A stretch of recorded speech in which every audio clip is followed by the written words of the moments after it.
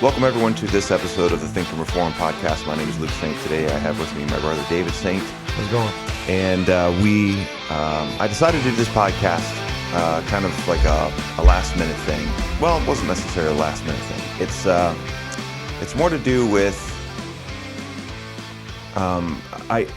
Recently I became aware that Switchfoot had released an anniversary album where they went back and they re-recorded all of their music from the beautiful Letdown, which I believe was released in 2003, I think is when it was released, 2003. Great album. Very popular album, probably one of the most successful Christian albums ever released. And Is it early 2000s? 2003, because I think the anniversary album was released in 2023. And so I think the original album was released in 2003. I was recently made aware of it, and it featured a lot of covers of their whole album was it's basically two albums in one. The first part of the album is current artists covering their album. So it's the Jonas Brothers doing The Beautiful Letdown, it's Owl City doing Gone, it's Relient K doing Ammunition. Jonas Brothers did that. Jonas Brothers did. Interesting. Yeah. They did Beautiful Letdown. It was really good. Really good cover. And I think they're the only ones, after listening to the album, actually I had a lot of fun listening to it yesterday. I think, 21 Pilots, the guy from 21 Pilots did 24 Oceans. Didn't Switchfoot themselves redo some of their own songs in that album too? Yes, and they did them differently. They didn't do them differently. Oh, okay. It's like the same energy. They just re-record. Right. I mean, you may as well have you may as well have just took like the instrumental part and changed nothing, but then they're like John Foreman, come back in and sing everything again. And what's very interesting is, I think I called up Ruthann about this yesterday. I think they correct a 20-year-old mistake. Because in the song Gone, right, he goes, gone, like Frank Sinatra, like Elvis and his mom. And then he says something really weird if you think about it. Al Pacino's Cash. Right. Now you're like, Al Pacino, what does he have to do with cash, right? Right. And, just thinking about it from that perspective, it's like, what does Al Pacino have to do with cash? He's just an actor. You may as well say Robert De Niro's cash. Marlon Brando's cash. What does that have to do with really them having a lot of money?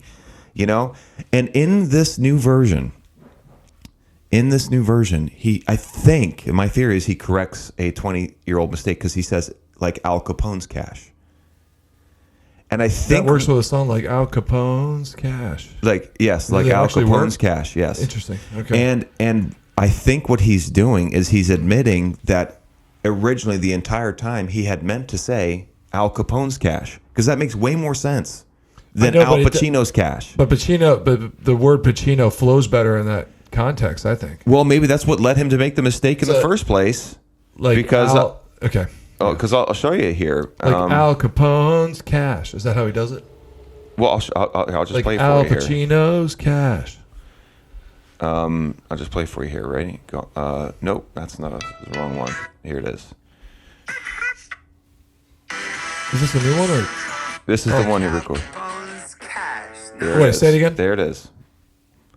Like. See, I know he's saying Al Capone, but Pacino works better. Yeah, Pacino does work better. Yeah, like Al Capone, but historically cash. speaking and like culturally speaking, if you're thinking about this from the perspective of which name actually works better in the context, it's Al Capone, right? Because the song is a warning to you for living for this moment, right? You're living for today, and it's all going to be gone. It's not worth the effort that you're putting into it, basically. And that doesn't work for Al Pacino, but it does work for Al Capone. And so I think the reason that he changed it was because I think it was like a malapropism. It's like he said Al Pacino, and I think everyone in the video. Sorry, let me just turn this down here. Everyone in the video or everyone in the studio, nobody picked it up. Nobody said, "Hey, isn't this supposed to be Al Capone?" Yeah, I always thought the reason he used Al Pacino was because he would represent the general wealth of Hollywood, I guess. I don't know. But he's not known for being like notoriously rich. No, he's not. You know, back in that time, you would say say Johnny Depp. He's you a would normal. say Al Pacino. He's a normal. Right. Well, maybe there was something culturally going on with Al Pacino at the time. I don't remember that. I know, but then why would he switch it when he re-records it? See, and that's well, didn't he switch a couple of other things in there? There was a couple other words he switched, if I remember correctly. Oh, you listened to it too? Yeah, it was a while ago. But I thought Tesla. He says Tesla instead of out. What does he say in the first one? Oh, our convenient Lexus cages. Our convenient Lexus cage. He says our convenient Tesla cages. Yeah, right. Okay, so he's switching other things. Right, right. But I get to make it culturally relevant. Yeah, to make it culturally relevant. Yeah. But still, Al Capone's even less culturally relevant now because less people know about it. It's a little weird. Yeah, I just think my theory is he meant the whole time he meant to say Al Capone's cash, but he made a malapropism. He said Al Pacino. Anyway, notwithstanding that, I don't think. Well, yeah. Notwithstanding that, I don't know. So as I was listening to the album, I think it's appropriate at this point in our lives, 20 years after that album. It's been 20 years.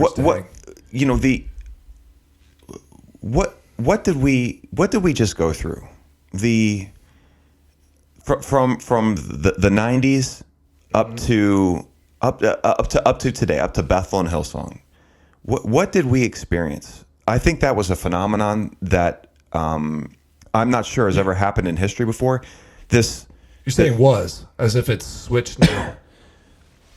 Anyway, keep going. And I'm saying that back then, and I need to confirm this, but back then there was this type of youth pastor, youth group Christianity that we lived through. Yeah. That was artificially desired. And back in the, I'd say, early 90s, this idea of the youth group and the teenagers and the youth pastor started to take this form and just started to accelerate all through the mid 90s and kind of like peaked in the 2000s. And I think a lot of it, is still around, but it's not as big as it used to be. And there was like this acceleration of this type of Christianity in the churches. It was cool. It was fun. We were all doing it. And then the position of the youth pastor was like almost exalted above the pastor. You know what I'm saying? At that time, maybe it was just because that's when I was growing up, and to me, I saw the youth pastor, more prevalent in our culture, just because I was a teenager or I was a young kid or whatever. But I definitely see much more of an emphasis on the youth pastor back in the 90s and the early 2000s than I do today, because I think it hasn't aged well, is what I'm saying. The youth pastor and youth group Christianity has not aged well because people are coming forward. My youth pastor was abusing me, and then you trap these guys, and you find out their theology, which is terrible, awful theology, and a lot of them, you grew up, not necessarily idolizing these guys, but viewing them as spiritual authorities. These people, viewing them as spiritual authorities, and then you realize later, well, he wasn't really a youth pastor. We just didn't have anyone, and he volunteered. And you're like, well, I thought you were this like authority, and it's like, no, I just wasn't doing anything at the time. So I decided to teach the youth and be your youth pastor and be your spiritual leader in church. And you're like, that's kind of a raw deal, isn't it? Like, didn't even want to do it. He was just good with kids, that kind of a thing, or good with teens. And a lot of people are coming forward saying, my youth pastor abused me and all this kind of stuff. And it just the concept of the youth group and the youth pastor didn't age well. And in all of this Christianity, and I'm not sure which one, this might be a chicken or the egg conversation, but I'm not sure which one came first.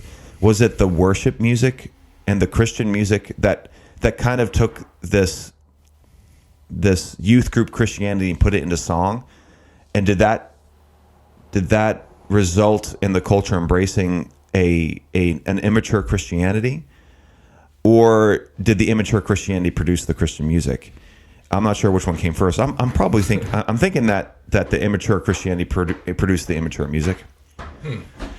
But talking about the there's my wife with some cheese and bacon, egg, and cheese sandwiches. We'll take those, my love.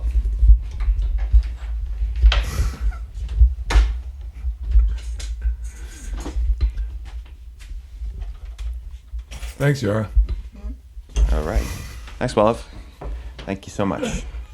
As my wife giving us some bacon, egg, and cheese sandwiches here while I fix my Yeah, microphone. they look really good. So you're asking what happened? So I think it's time for us. I think it's a good opportunity for us to look back, and with this album, this 20-year really. I mean, obviously it's 2 years old now, but I mean, just looking back and saying, okay, what was that we experienced? Yeah, we seem to live through a almost the beginning and the quasi end to like this really popular weird youth pastor movement thing. Yes, that went on in Christian circles. Yes, and this is, I haven't done any research. This is just, I guess, how we lived and how we grew up. I thought we had a good youth pastor who had integrity and actually had some biblical knowledge. Yes, and training. Yeah, it is kind of confusing, kind of how that all. It does seem like it came and went. It definitely isn't anymore where youth pastors are somehow idolized. But I do remember that during that whole time, there were some really weird stories, bizarre things that came out during that whole time of, and I guess I was, when I was in my teenage years, really weird youth pastors. You would go to visit other churches in their youth groups. Yeah. And it just seemed like they were just trying to be cool. Yes. And that was about it. Yes. And they really had no spiritual discernment to them at all. And, what's up with that? I don't know. I kind of chalk it up to the degrading of our culture in general. And I guess, I don't know if guys still do youth pastors. Or are they calling them other pastors now? Like pastor of discipleship. Pastor of youth, or I think this is so called youth pastors. I think so. Discipleship pastors. Yeah. And yeah, it was an interesting and kind of a weird time in Christian circles, but it definitely coincides with the lack of spiritual growth in the Christian church at that time, and I think it really was influenced by secular culture. We always talk about public schools, and it seems like it was a way to try to keep them around, the youth, I'm saying, try to get them back, try to keep them around. We're cool too. Look at us. We're no longer, parting our hair on the side and going to church wearing, khakis and a button down. Right. We can be cool as well. And it seems to me like it was a response to everything going on in the public school system, and the kids were changing there. And most parents, the homeschool movement also rose up during that time too. Yeah. And even before then, because probably of how wicked they were seeing things progress. And this seems like it was a response to that. So possibly. So my question is, what came first? Did the immature Christian music come out of that scene, or did that produce that scene? And I'm just wondering about that. But I feel like these two things are synonymous. The immature Christianity we experienced in the youth groups, which was rampant. It was absolutely rampant. Everywhere you went, they had a youth group, and just like you said, it was questionable at best. It was questionable. And what is it? Those two Australian guys? They I think they have like a TikTok called like Not Your Average Youth Pastors, and they just totally nail this campfire retreat youth pastor energy that was so mature, so silly, so stupid. And it was, my problem with the whole scene was that instead of bringing us up to a mature level, the Christian leaders came down to an immature level to tell us how cool Jesus is. Right. And the music, and the thing was, the music did the same. The music did the same. Yeah, that was also a very interesting time too. We there was alongside of that, there was this huge movement where Christian music went from, what we were used to listening to, which we can get into in a second, to like a worship movement. Like we're only writing worship songs. Yeah. And it was huge. Yes. Like it took over everything. Yeah. All of the bands switched to it. Everybody Yes. switched to worship or stopped making music, pretty much. Right. For the most part. There were a few that... Reliant K never did the worship thing. Right, Reliant K. right. Switchfoot, as far as I know, never did the worship thing. So the question is, like, was that just a response to what the tastes of Christians at the time? Was that just like, oh, this is what they're listening to now, so that's what we're going to do? Or does it go deeper than that? Well...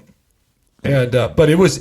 And still is, but now you're kind of seeing not an anti-movement of it, but kind of going back to our roots with like people like the Gettys, right, who are super popular now. They're saying, wait a minute, the hymns were way better. Yeah. We have to start writing music like this again. Yeah.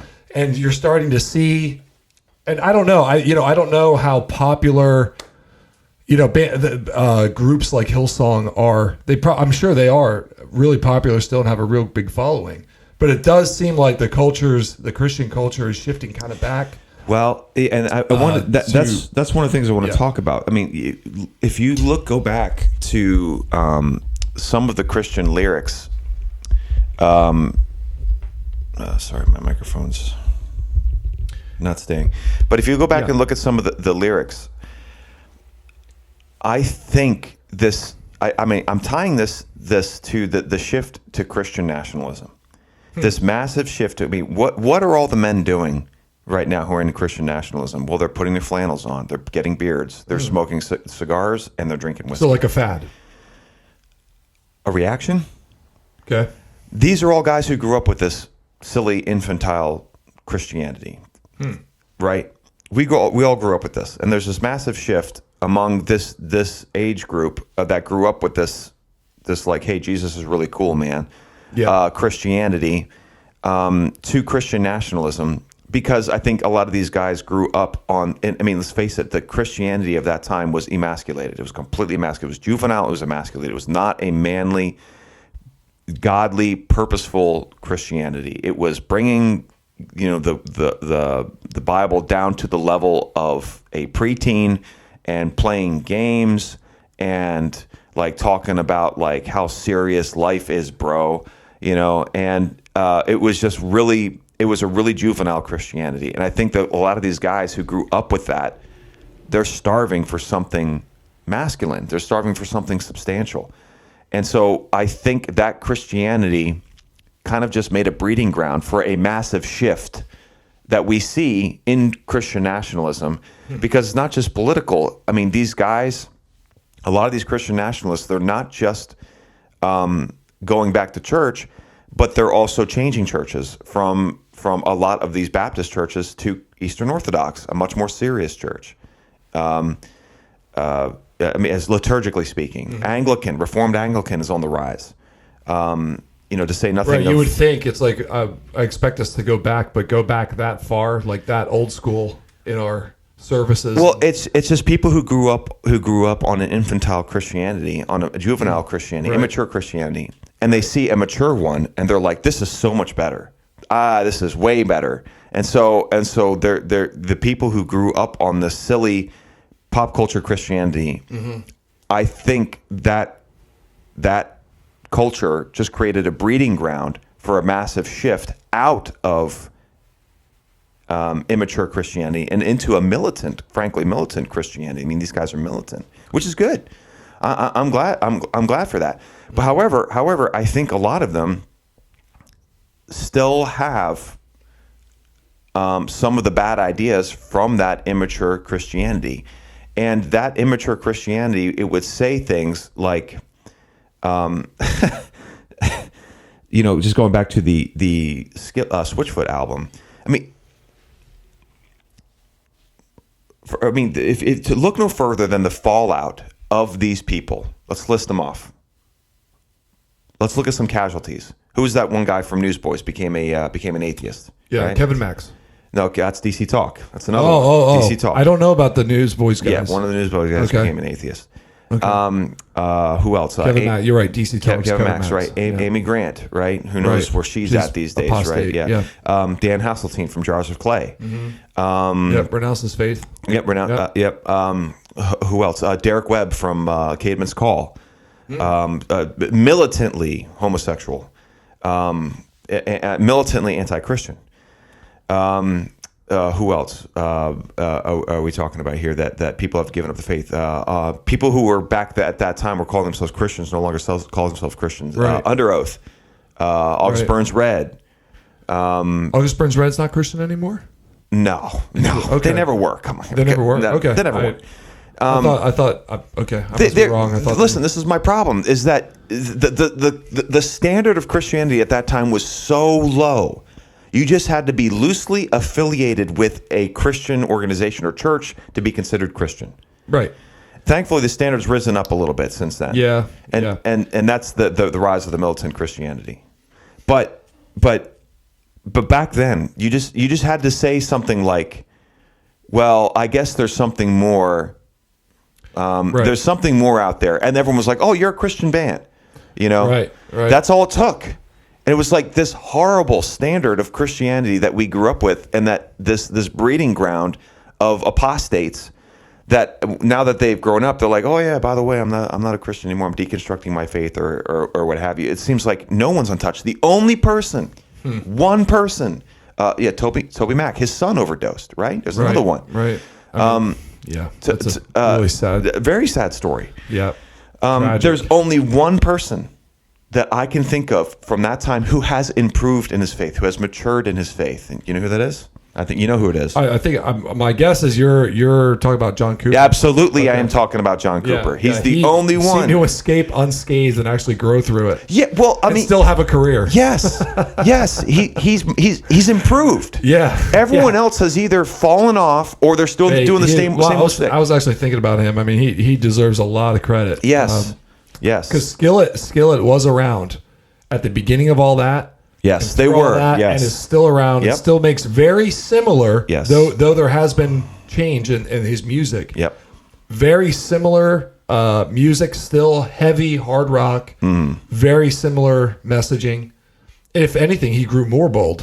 That's what I'm saying. He improved. He probably came out against certain guys like Josh Harris. Was it Joshua Harris? Yeah. I just Kissed Dating Goodbye. Yeah, that was another part of that whole movement. Yep, it was. Yep. The dating movement, things like from purity culture, all that stuff, and he came out to renounce his faith, and John Cooper publicly exposed him and basically called him a fraud in a loving way. Yeah. And I thought, wow, I thought it was risky for him to do that, and it seemed like his following didn't wane at all after he came out and did that. Yep. So which kind of lends credibility to the fact that other people are thinking about these things, and other Christians are probably going, anyway. Yep. Yeah, but he deserves a ton of credit for what he's done over the course of his 20-year 30 career in because he's probably in his mid-40s now. Yeah. 25-year career, and we saw them. I saw them live a couple times. Yeah.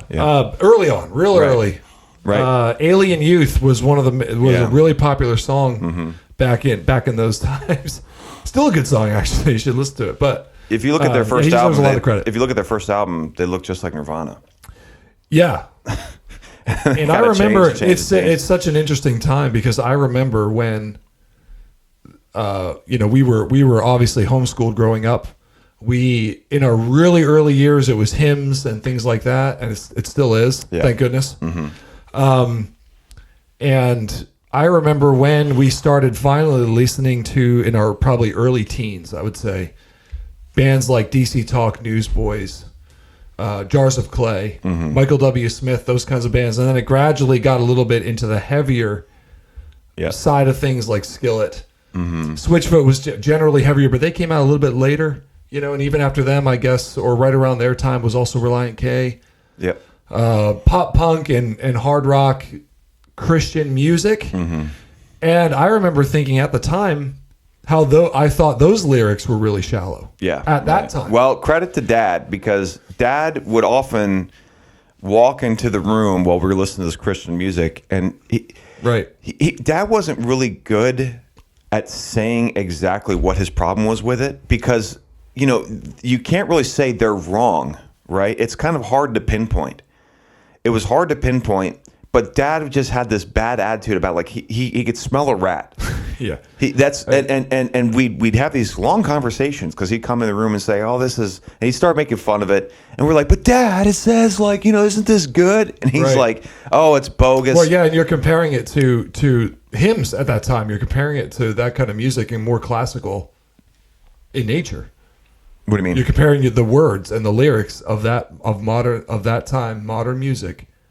What did you have to compare it to? Oh, I don't know. Yeah, there wasn't really before like, and then Sonic Flood 2 came out and made worship rock. Yeah, that was a huge turn. Yes. At that time, they were the first worship band. The first worship band, and they were heavier. Right. Well, were they? And they took praise songs. They took praise songs and made them. I don't know if they were heavier. More rocky. They were just more contemporary. I mean, I don't know. Alternative. At the time, they were heavier. At best. Alternative at best. At the time, they were a heavy worship band. They took the worship songs and made them. They were the only worship band. More heavy. No, Keith Green started it. Keith Green started. Yeah, but he's not a worship band. He's a worship leader, right? Right, but he started the whole rock worship movement. Keith Green did. Yeah, I guess we're going to put guitars and drums in this instead of piano and organ. Well, I mean, I guess he started. Well, I would actually put his influence more at like the adding worship, adding like teaching to the music, like because he would stop mid song and give like a little mini sermon, and then he'd continue on, and he would tell stories as he's playing the piano and all that kind of stuff. Yeah, I always equated the movement starting with him. The worship movement. Yes. Yeah. Okay. Well, Sonic Flood. Well, the Sonic modern, Flood is what made it not popular. Worship, not the worship for sure. Yeah. But not the worship, the way we worship. Mm-hmm. Now we're gonna have drums and guitars and basses and stuff like that in our church buildings. In our church buildings, right. As part of our piano. I mean, that was the shift. Right. And that was an inevitable shift at some point, as technology and as these things change. Right. And it's not wrong in and of itself, obviously. Yeah. But with it came this really weak spiritual weakness that came with the whole movement that just overshadows it. Yeah. And Sonic Flood was a really big deal because you can see, and then the whole Christian artists, all the Christian artists became worship artists. Mm-hmm. Yes. And right. Like overnight, man. Yeah, overnight, man. Huge events. Yeah. You remember there were events when we were growing up like Purple Door and Creation. Yep. That featured bands, like these guys, but they weren't worshiping yet. Right. It wasn't worship music. No, it was Christian. Yeah. Original Christian music, telling some type of story, talking about the Christian life, the Christian experience. Sometimes Christ. If you got lucky, you got that. Sure. Like Newsboys have that song, Reality. Mm-hmm. Right. That they're wrapping God's reality into a story about a kid who ran away from home and joined the circus. Mm-hmm. Right. That doesn't exist right now. Right. Now, granted, I haven't listened to whole albums of these great. Like, what do we have now? Like Ren Collective and For King and Country and these kinds of bands. Well, used to have Gungor. Okay. He's gone now. Well, they're gone. I've never sat and listened to these bands. Mercy Me. I've never actually listened to a whole album. So they may have some of those songs in that album somewhere. Mm-hmm. Right. But all we heard were, I Can Only Imagine was actually a good song. I thought that was kind of an outlier. Mm-hmm. That to me was kind of going back. Yeah. Because the worship songs were just repeated phrases in some transic, hypnotic state of mind where you feel stuff, I guess. Yeah.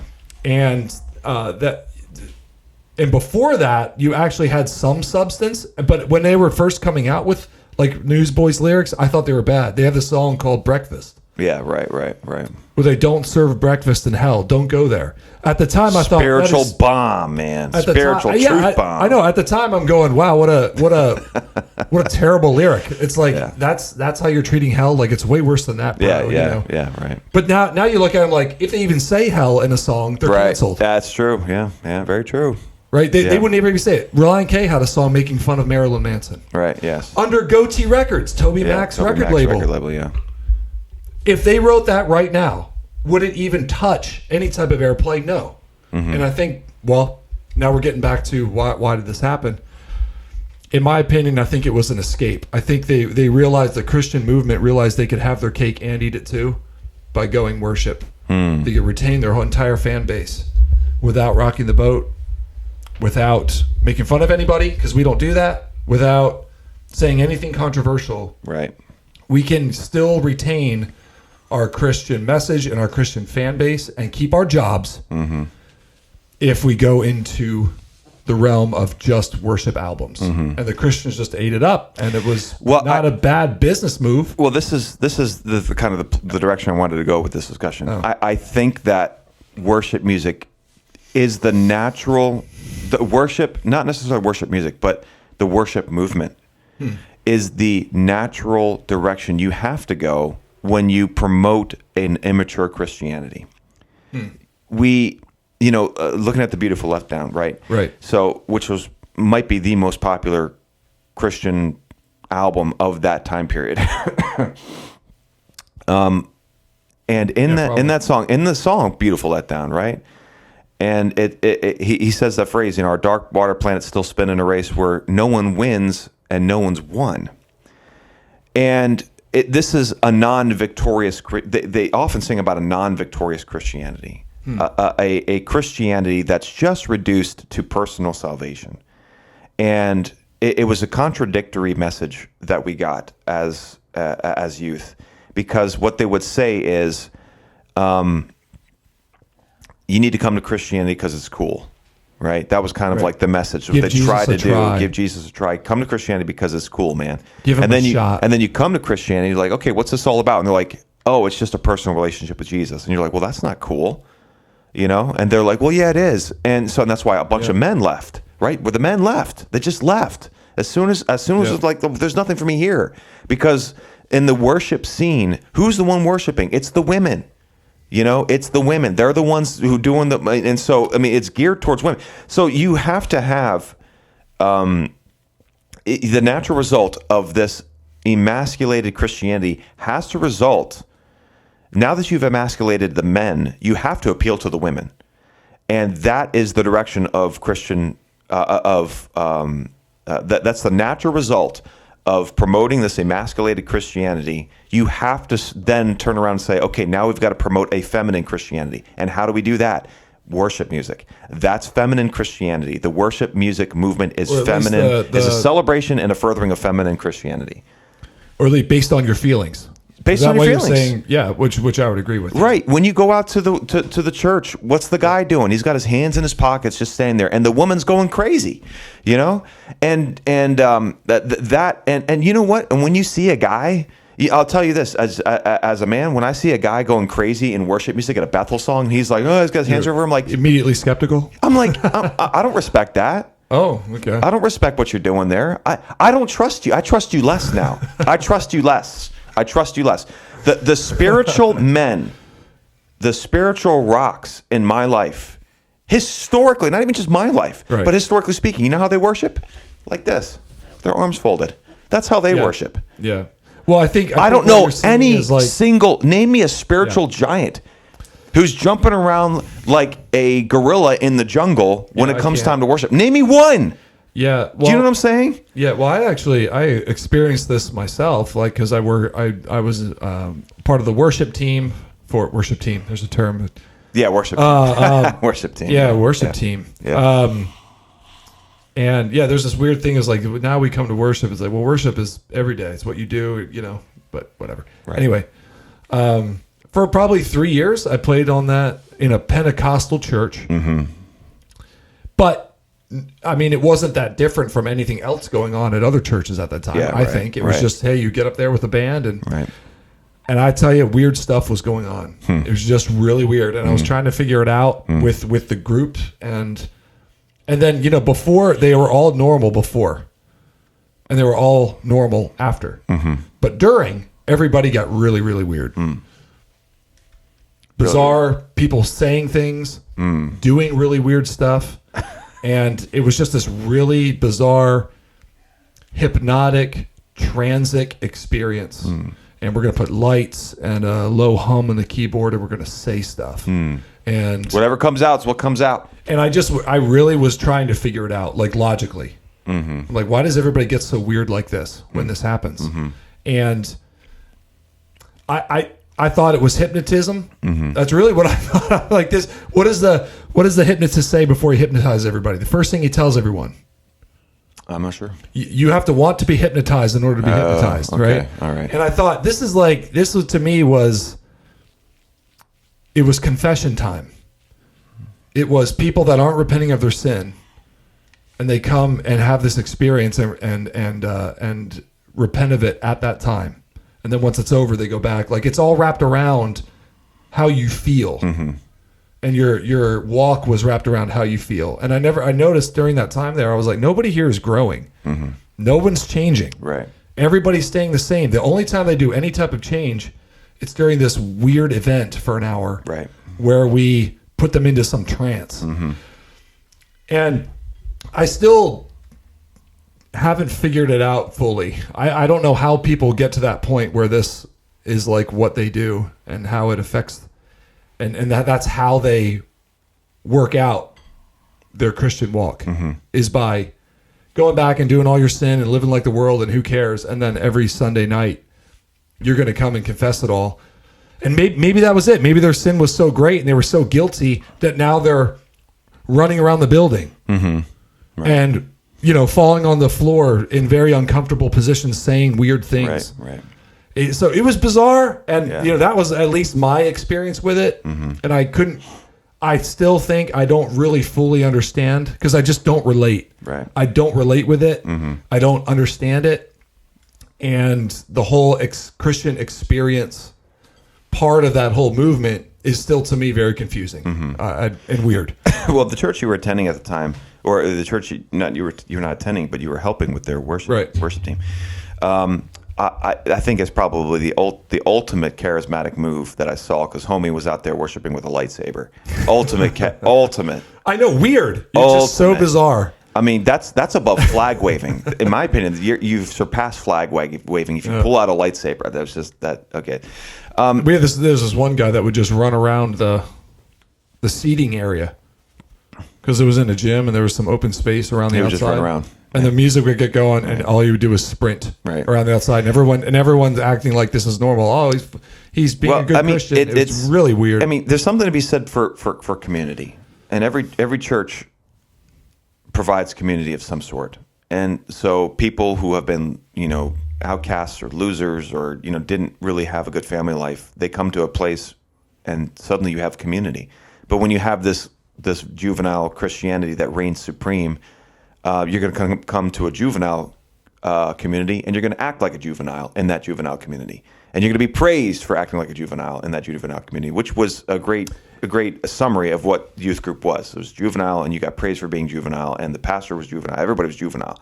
And nobody was maturing. But we're cool. Yeah, but we're really cool. And nobody was... But we think we are. We're actually losers, but we think we're really cool. Nobody was maturing. Now, of course, there are going to be people listening to this who say, well, no, I love my youth pastor, and he was really good. Yeah. And I don't doubt that they're really good youth pastors. But I think we can look back... We had a good youth pastor. I think we had a good one. Yes. Yeah. Clyde Baumgartner. Yeah. Who took it seriously. And who did not who did not immature himself down to our level. He did not debase himself. No, he did not. and that's one of true. And that's probably in the youth group. That was probably one of the greatest influences that he ever gave to us was to not celebrate. I'm not going to goof around like you guys goof around, right. And I'm not here trying to be cool. Right. I'm trying to mature you. But Clyde, I think, was the exception. Because most youth pastors, you were the more immature you were, the more cool you were, and I think we can look back now that we've done it and say this is not the way to train Christian youth with this youth pastor model, and giving them a special pastor that's not the lead pastor, right? And they're under this guy and they have their own like kind of mini church over here. That's a bad idea. I think that's a bad idea. You should skip the entire teen phase and go from child, young man, man. That's it. There should be no teen phase. We should not be treating these children like teenagers, right? Yeah, let's keep you young. You're young. Keep you juvenile for as long as possible. And then right. So, but I think the church needs to have three categories. Yeah. You're a young man. I mean, talking to just the men here. You're a young man. you're a child. Now you're a young man, right. And then you're a man, right? And so, and we need to skip this entire teenage phase. And doesn't that follow along with what a public school system does? Is just all these grades. You're grading. No, yourself? we're going to put all we're going to put all these young people together in their juvenile years. Okay, and we're just going to do that, right, and deal with that. Mm-hmm. And all these young youth from different families. And we're not going to teach them Christian principles. Right. To me, I see it as just a response to what they were doing. Mm-hmm.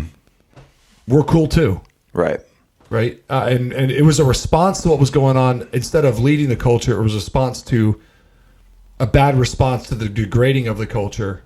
And it shouldn't have been that type of shift. Mm-hmm. Right. Like a Clyde Baumgartner who says, I'm not going to do that. Yeah.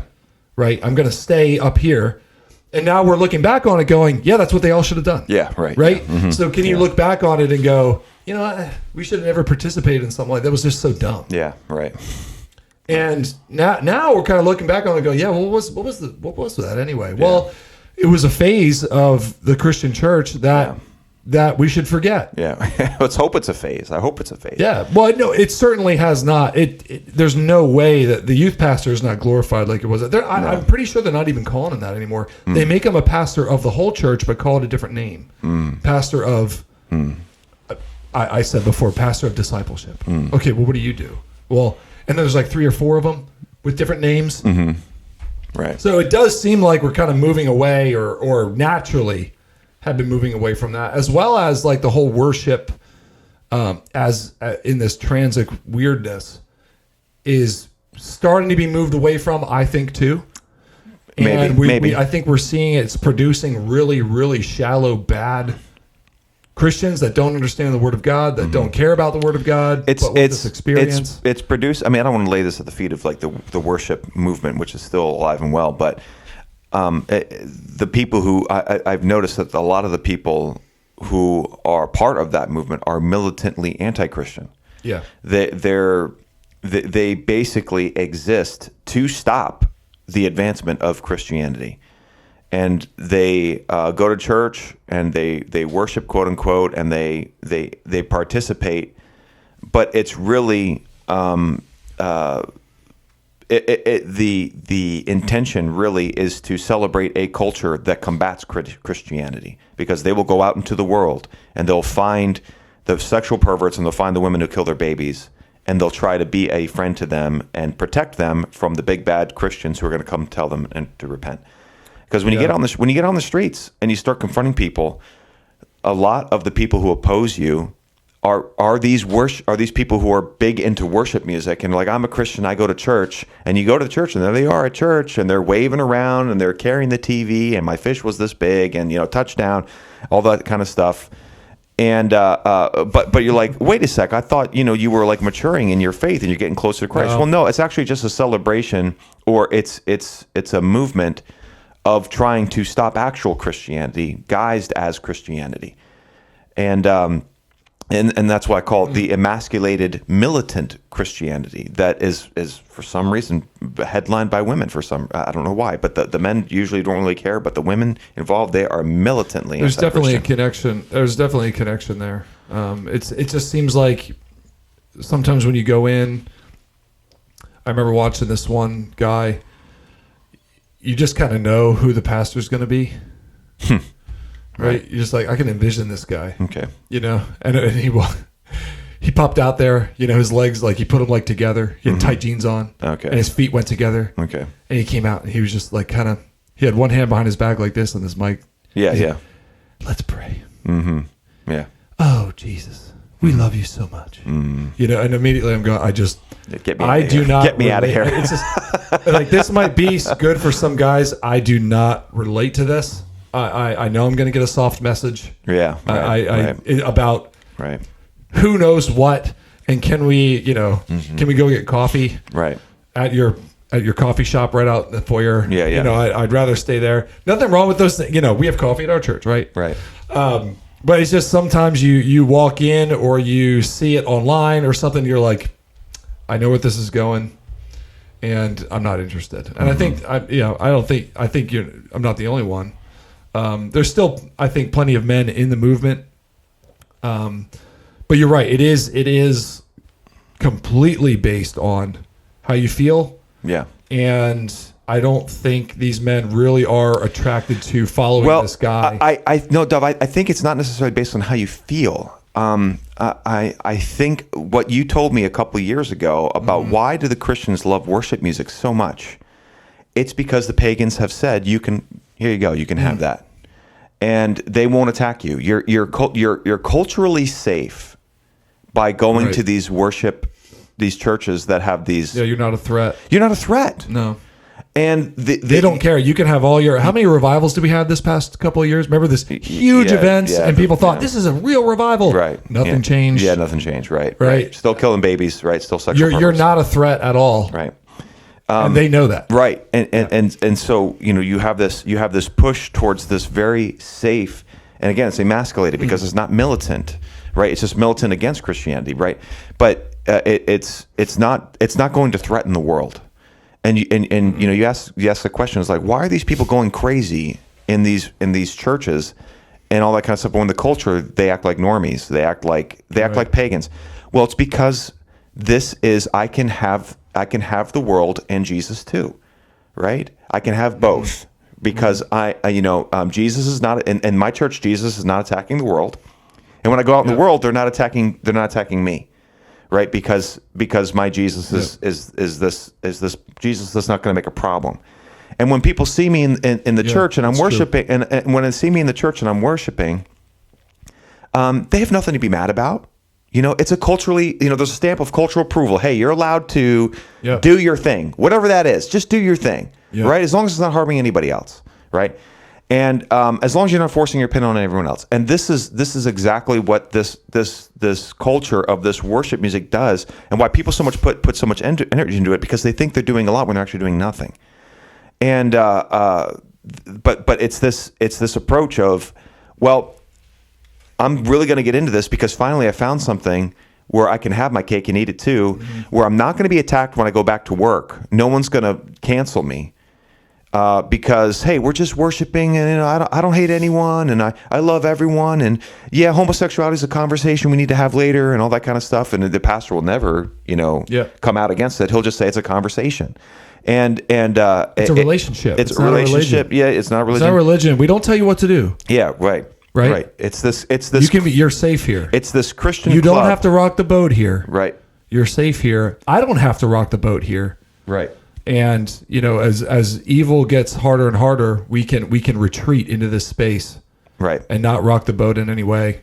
Right. Absolutely, right, and absolutely, it's this culture of Christianity, pseudo-Christian culture, where you're not gonna you can have friendship with Christ. You can think you can have friendship with Christ and have friendship with the world, which is what they want.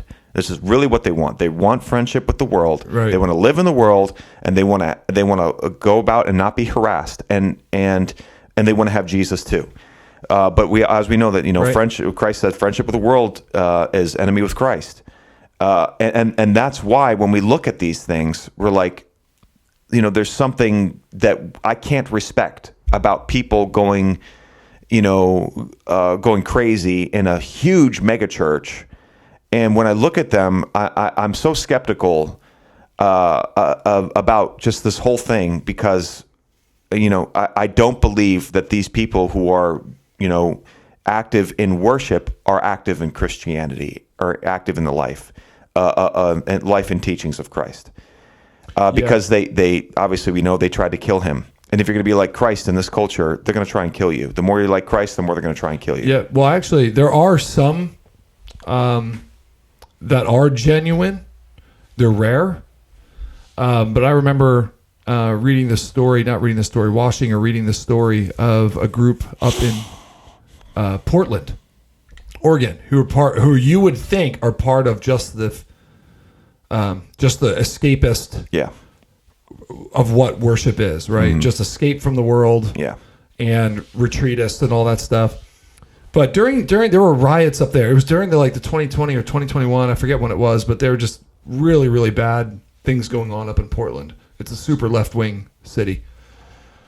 And the one guy who held an open worship service there, right in the middle of it, as an act of you don't own this space. Okay. And they did the whole, what you would think is the genuine we're just here to praise. But he did it in a spot where it was a statement. Okay. Yes. Right. And so Antifa got out there. Okay. Right? I'm like, okay, that's probably the first time I've actually seen someone like this, or the people like this, actually stand up against something. Right? And it was this big deal. The cops had to show up and all this stuff, and people, some cars were attacked and things like that, and this whole thing scattered. I'm like, oh, okay. They're out there that actually have a spine a little bit, and they are out there, and you know, I was like, I actually am surprised. You know who it is? It's the charismatics. That's who it is. Maybe the charismatics. There is a militant branch. I don't know, but I was. There is a militant branch of the charismatics. There's a militant branch. There is. And they will go out there. They are on the streets all the time. Their theology. There are a lot of their theology is bad, but their theology but it's militant. It's militant theology, and sometimes you will see them use worship music in the way that it was, in my opinion, was never meant to be used, and that's in a militant way.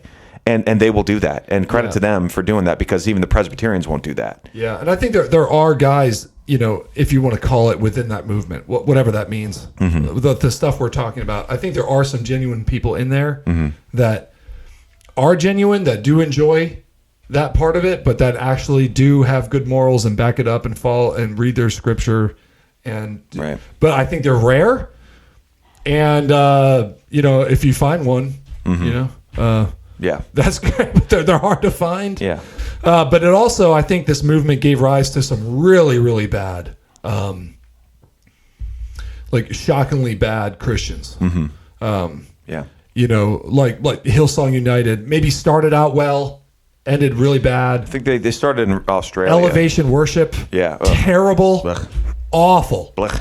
Not their music. Their music's fun and cool, but they are a worldly, godless church. Yeah, right. And it kind of, they came up through that. I think that people realized how much of an unbelievable business that this could be. Yeah. There's money involved. There's huge events and concerts surrounding it.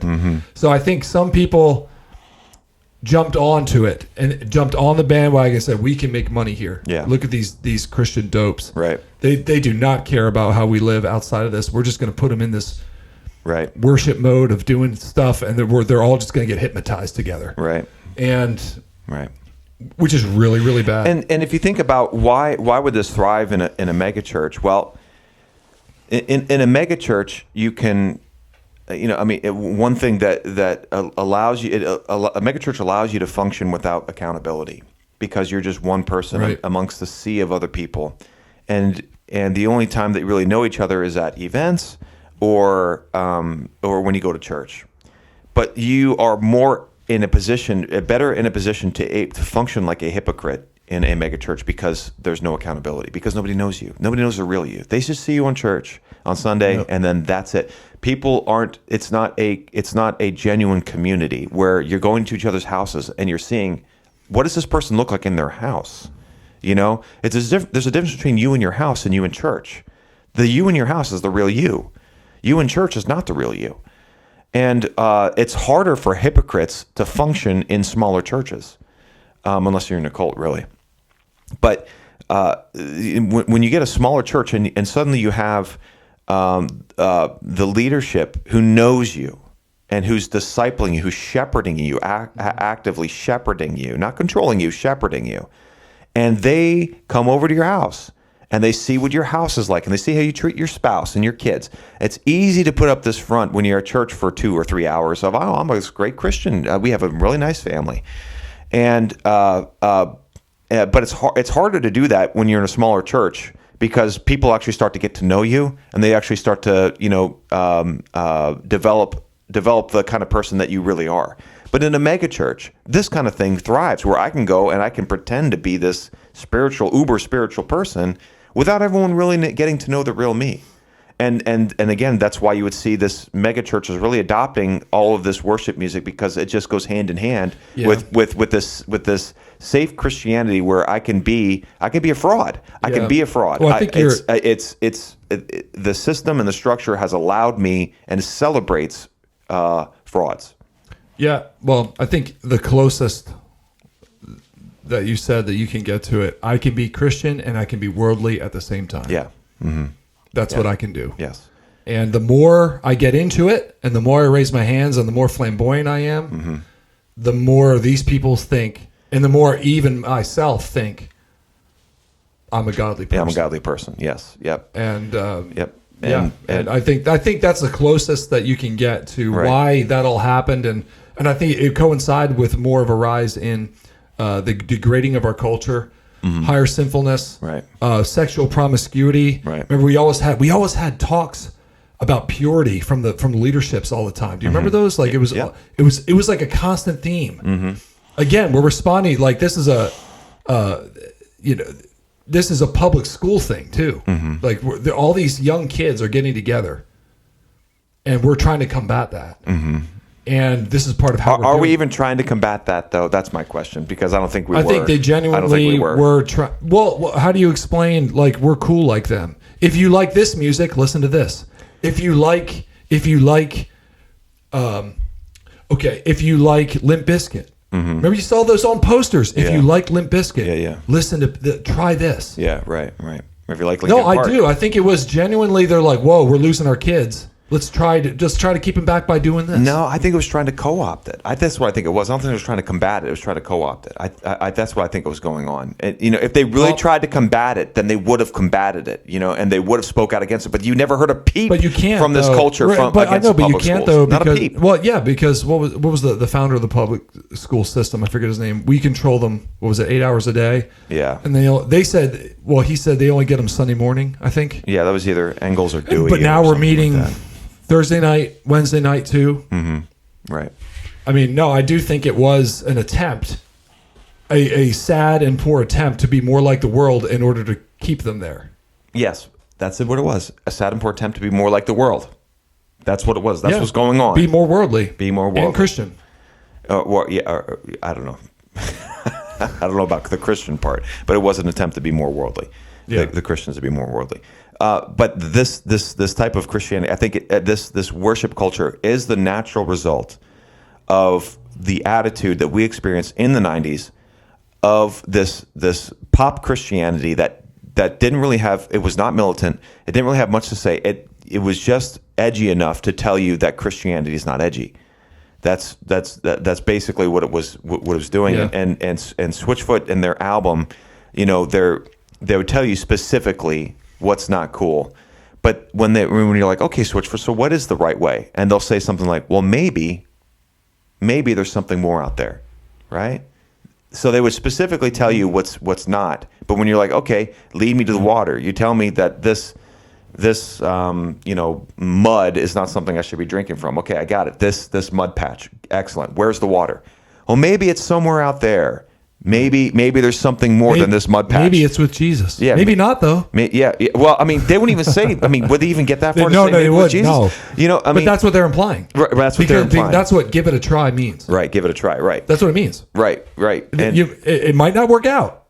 Right. That's what that means. So we're not demanding allegiance and to bow the knee like Jesus Christ demands of us. Right. Regardless of Christian or not. Right. The King of Kings says, whether it's now or later, you will bow the knee to me. Right. And we're sitting here going, well, at least I haven't heard this as much lately. That's why I'm saying maybe we're getting out of that.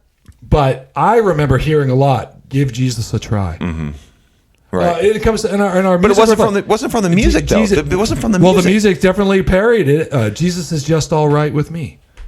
Yeah, Jesus right. is just all right with me. Yeah.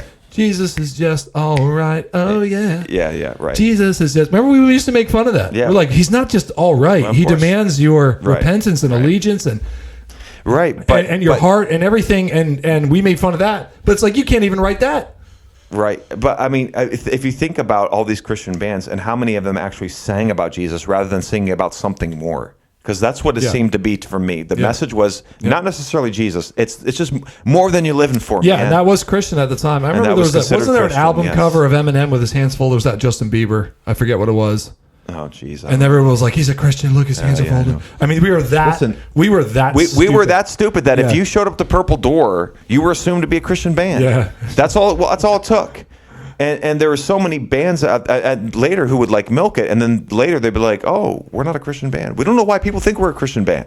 You know, maybe it's because you just went to Purple Door, and that was our standard of what a Christian band Yeah, was. it was a really stupid or time, creation man. or whatever. It was Really dumb. really, like the really stupid the time. discernment was just all time low. And so Hopefully, it's not like that yeah, anymore. hopefully, but I think a lot of those guys that grew up and they saw the silliness, the stupidity of it, Right. And they're going back to this militant, godly, and masculine Christianity, and I think that's why you see this massive shift because we've been starved for. Well, it's coming from the men too. It's coming from the men. To your point about it being a feminine movement, yes, right? Mm-hmm. It's coming from the men. You know, the women still seem to be like the major female artists and the major male artists too are still doing worship.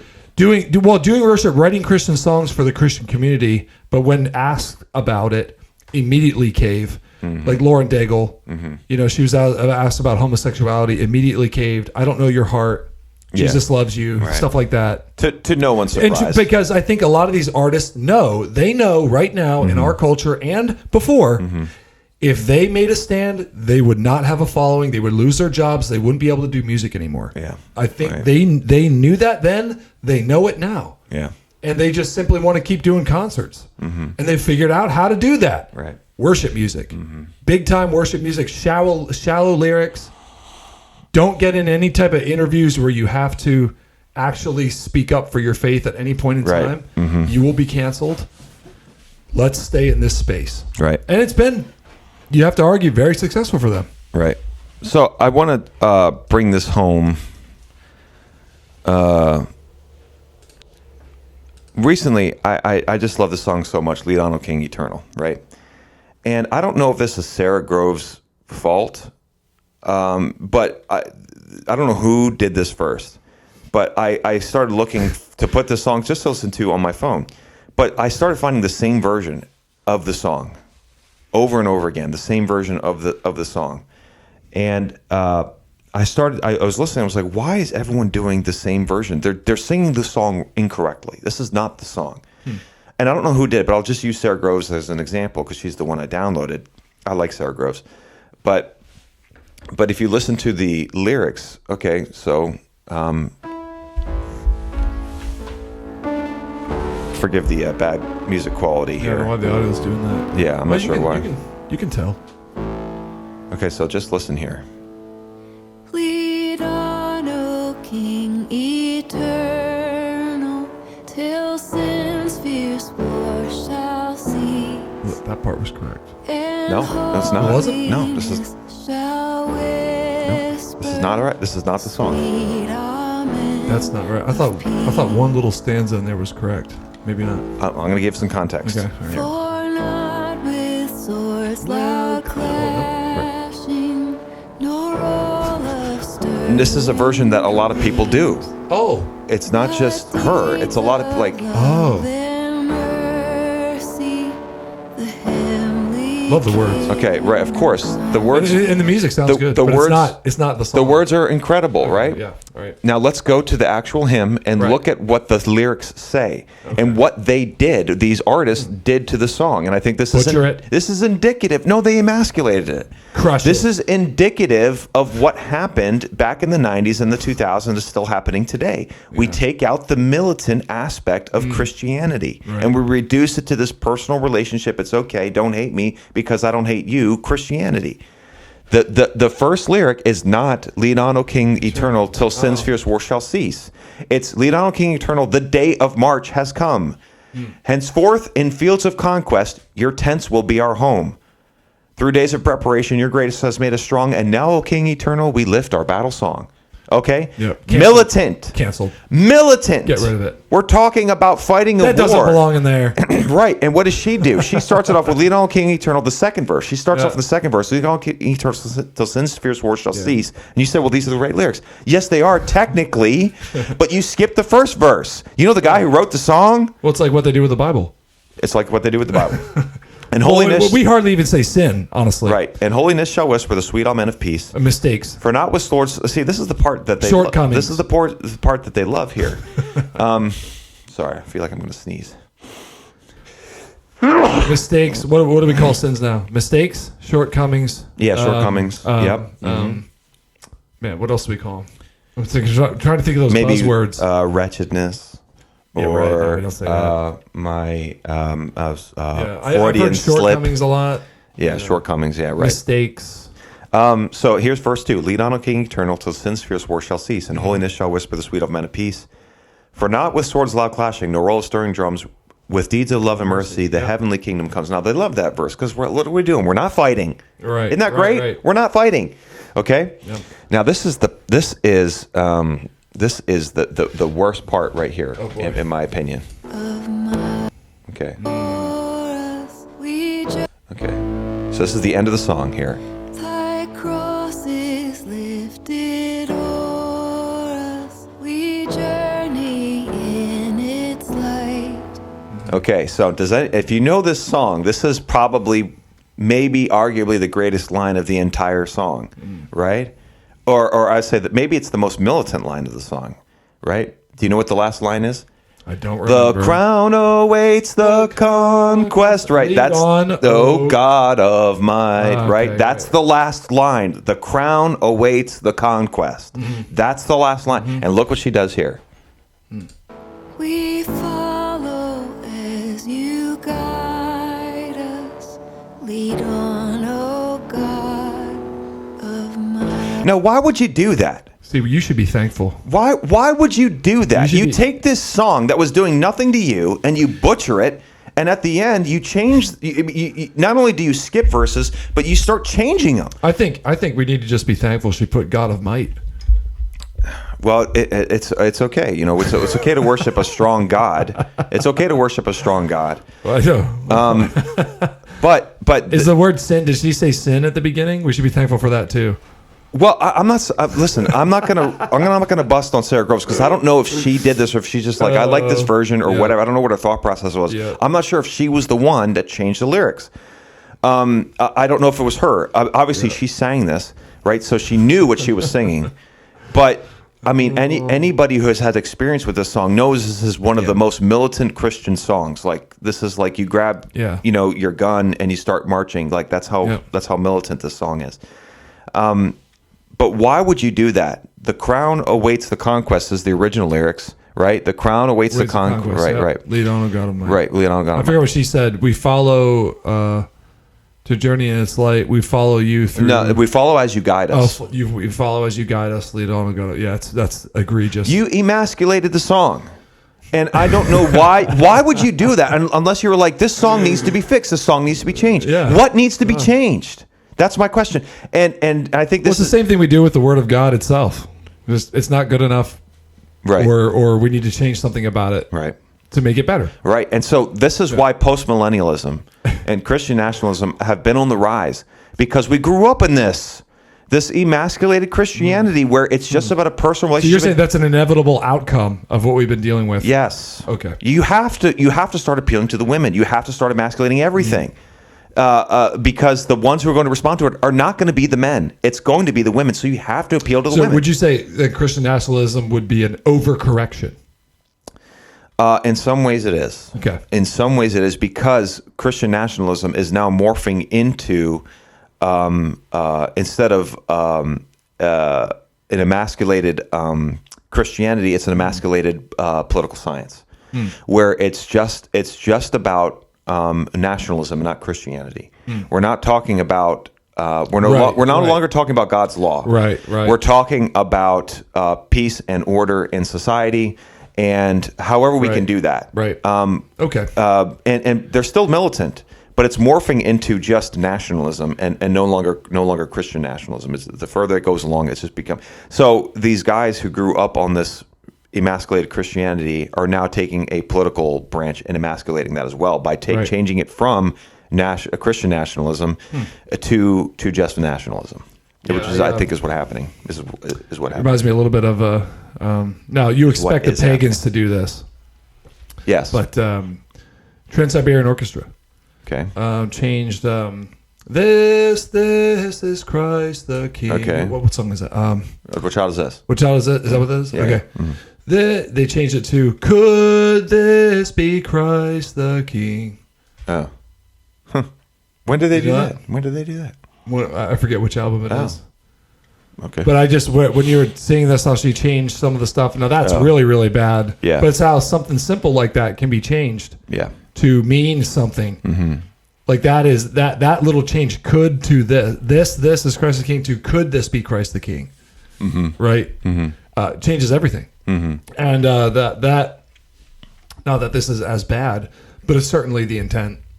We're going to change this to something that we think it should be. Mm-hmm. Not as the original author intended, or they were wrong back then. And we're going to make it safe so that I can keep my job. Right. Pretty much. Mm-hmm. Yes. So that's the conversation I wanted to have as I listened through and I just kind of listened to the Beautiful Letdown. All my teenage years kind of came back to me, and I think we that was at the tail end of your teenage years too, probably. 2003. I was 16 years old. Okay, right in the middle. All right. Right in the middle. Tail end of mine then. I mean, as I listened to it, I was like, I thought back about on that and what we were listening to, all the bands we listened to, and the message that was sent. I think that the Christian worship movement is an inevitable result of that message that we received from the youth groups, from the youth pastors, from the pop Christian music. You had only one direction to go. This safe, feely, lovey-dovey, pie in the sky worship music that's safe for you to consume and still be friends with the world. And I wanted to take this opportunity to just kind of be circumspect about the whole thing. So, well, thanks for joining me. Do you think we're still going to go that route? Do you think we're going to, now we have Christian nationalism? It seems as though now we have other artists that are really growing in popularity that are going a different direction than that, like the Gettys, Matt Boswell, maybe City of Light. These people, they're not just huge yet, but they're modern in the sense of drums, guitars, violins, violins. That's old school. Mm-hmm. Drums, guitars. Heaven forbid, distorted electric guitars. Yeah.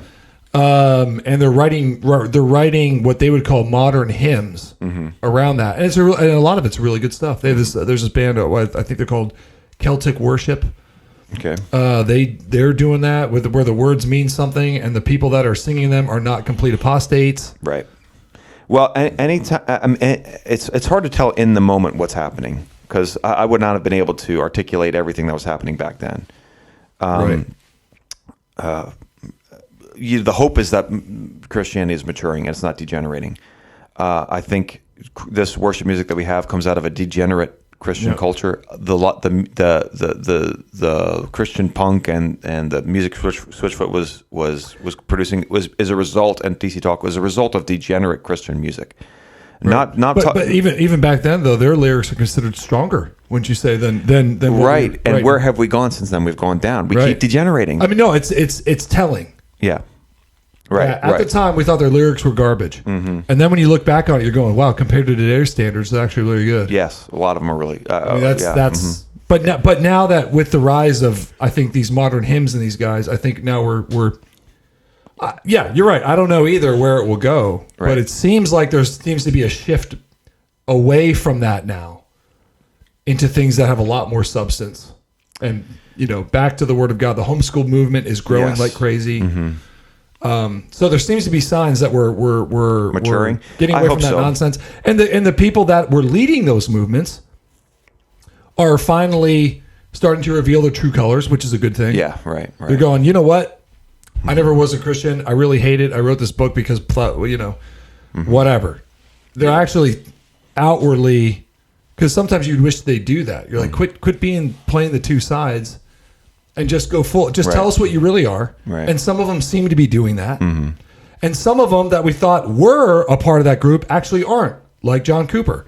You would think this guy is I had written totally him in off that years world. ago. I had written So him off did I. years I was ago, like, oh, he's just one of those, whatever. Yeah. And it turned out he wasn't. So Well, I think it's James White got a hold of him. I think is what happened. James White got a hold of him somehow. I guess that'll happen. Yeah. That's what happens sometimes. So, well, thanks for joining me on the podcast today, Duvv, and thanks everyone for listening to this episode of the Think and Reform podcast. Remember, my friends, think and reform.